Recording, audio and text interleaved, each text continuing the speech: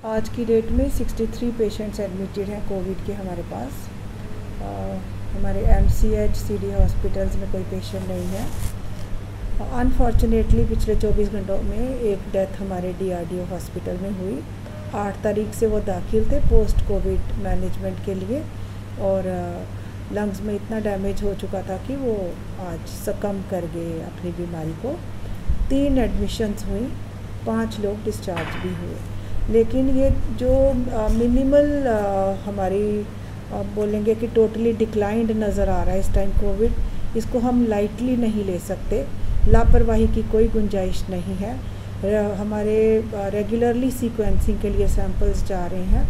हमारे देश के कुछ राज्यों में एक नया स्ट्रेन जिसको डेल्टा प्लस या वेरिएंट ऑफ इंटरेस्ट कहा गया है, फर्दर अब कोई एक नया वेरिएंट डिटेक्ट हुआ है और हमारे भी सैंपल्स गए हुए हैं। हमारे भी सैंपल्स में कटरा में जो कलेक्टेड सैंपल्स थे उनमें ये वेरिएंट डिटेक्ट हुआ है। और वायरल म्यूटेंट कैसा होगा ट्रांसमिशन वाइज, हो सकता है ये पहले आज तक जितने वायरसेस हुए उनसे काफ़ी ज़्यादा ट्रांसमिसिबल भी हो या ज़्यादा वेरुलेंट भी हो। और ये तो वायरस का इनहेरेंट जेनेटिक करैक्टर होता है कि ये कैसा म्यूटेंट आया है और वो कितना घातक हो सकता है। तो फिर बार बार कहने की, समझने की, सोचने की और अपनाने की ज़रूरत है कोविड अप्रोप्रिएट बिहेवियर। मास्क पहनने रहना है और अच्छे से पहने रहना है, ठीक से जो उसका तरीका है, नाक और मुंह को ढकने वाला मास्क।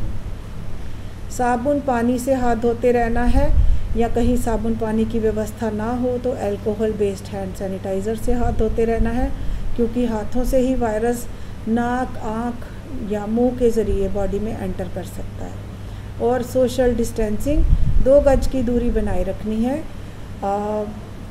गैदरिंग्स का या कोई क्राउड का कोई स्कोप नहीं है। इकट्ठे बैठ के मिल के बैठना, खाना पीना, ऐसी सलाह नहीं दी जाती।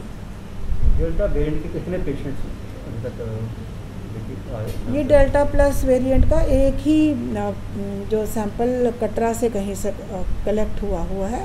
अब वो अभी पता करेंगे कि वो मरीज़ शायद ट्रैवलर रहे हों या कुछ, वो हमारे यहाँ से कलेक्ट नहीं हुआ।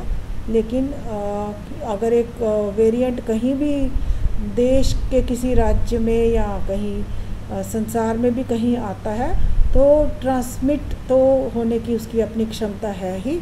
और अगर बड़ा ज़्यादा ट्रांसमिसिबल हो तो वो पहले सारे जो वेरिएंट्स हैं जो एग्जिस्टिंग पुराने होते हैं उनको रिप्लेस करने की भी क्षमता रखता है। तो बात यही है कि ट्रांसमिशन चेन रोकना है।